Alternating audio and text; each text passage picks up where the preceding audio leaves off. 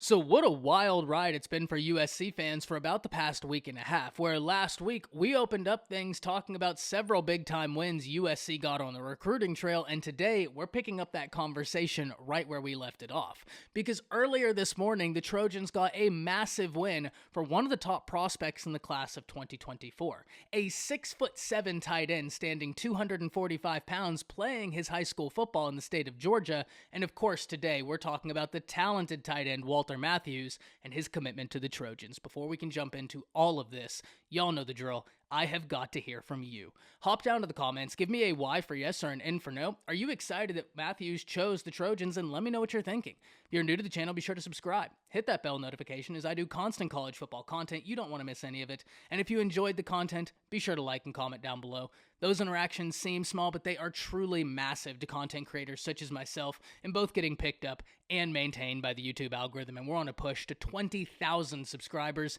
I'd love to have you a part of this unbelievable community. But having said all that, let's jump right into this. And first and foremost, we need to both ask and answer the question, who is Walter Matthews? Well, as I alluded to in the intro, Walter Matthews is one of the most gifted prospects in the class of 2024, a class absolutely loaded with freaky athletes. He stands 6'7", 245 pounds, and comes in as the number 116 player in the nation regardless of position, a top 10 tight end, and a top prospect in the state of Georgia. And one thing, if you hear that there's a tight end that stands 6'7", 245 pounds, and they're not even into their senior year yet, you may be forgiven for thinking, oh, well, this guy's going to be a fantastic blocker to come in, slot in there, maybe run him out for a few routes, but he's going to be a primary blocking tight end, right? That is not at all the case. This guy right here has got freaky athleticism. If you turn on his film, there is no shortage of things to like. Yes, you will see clips of him pancaking someone, of him getting active and blocking, but the majority of what you're going to see is him being utilized as an utter mismatch on the offensive side of the ball. One thing you can't teach is 6'7". You can teach a guy how to run a route. You can teach a guy how to catch a pass. You cannot teach a guy how to grow to 6'7", 245 pounds before their senior year, and you can try and teach them that physicality, but some guys either have it or they don't. And when you stand 6'7", 245 pounds, if you have that physicality about you, yeah, you're going to be able to make some things happen. And that's exactly what we see when we turn on Walter Matthews' film. Whether he's boxing someone out in the end zone, whether he's just straight up beating the defensive backs, running right past them and having the quarterback throw it over their heads, or he's high pointing the football, he's getting active in several different areas. And I love that about him. In fact, one of the first plays on his huddle film is him taking a screen pass. And when I saw that, I instantly knew what I was in store for. If you throw your 6'7" tight end a screen pass and they straight up just start burning dudes, yeah, you're in for a fun highlight tape to watch. And this is coming off of a massive win that USC got in the class of 2023.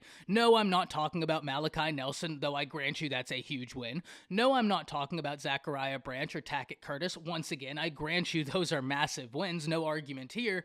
I'm talking about Deuce Robinson, the 5-star tight end who everybody in college football recruiting was wondering, will he, won't he, where will he end up? Ultimately, it was the USC Trojans. And for Lincoln Riley, being able to back that up with getting a 5-star tight end in the class of 2023, then looking in the class of 2024 and seeing a Walter Matthews in the state of Georgia and being able to win this battle, I think it speaks volumes about what Lincoln Riley wants to do with this offense, especially with a move to the Big Ten on the horizon.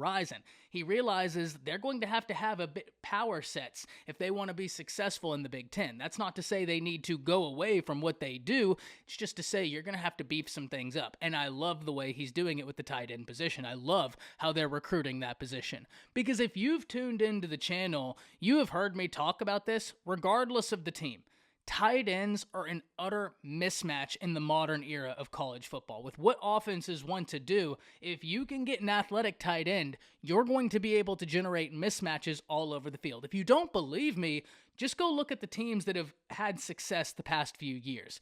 A lot of them utilize a tight end that's able to generate mismatches. And we can even transcend college football and go to the NFL, where if we look at this past year's Super Bowl, 2 tight ends were rocking out in that game, proving the point that in the modern era of offense, if you can get a big body tight end that operates more like a wide receiver, you're going to find success on the offensive side of the football. And I can't wait to see how Lincoln Riley utilizes these tight ends, because I hate to beat a dead horse, but you cannot teach 6'7", 245 pounds. You just can't. I can't wait to see what Walter Matthews looks like once he gets to a college strength and conditioning room, once he starts working with wide receiver coaches, tight end coaches, once he starts working with a college offense. I think sky's the limit for his talent. And what a win for USC to be able to go into the state of Georgia and pull a tight end from Georgia, a team who I was almost alluding to just a few seconds ago when I say go check out teams in college football that have had success and look at how they utilize the tight end position. I mean, I think I could put a nice little bow on that, give you a package, and when you opened it up, you would not be surprised at all to see that Georgia G as the team I'm referencing, right? I mean, they've kind of been the standard for how they've utilized their tight ends the past few years.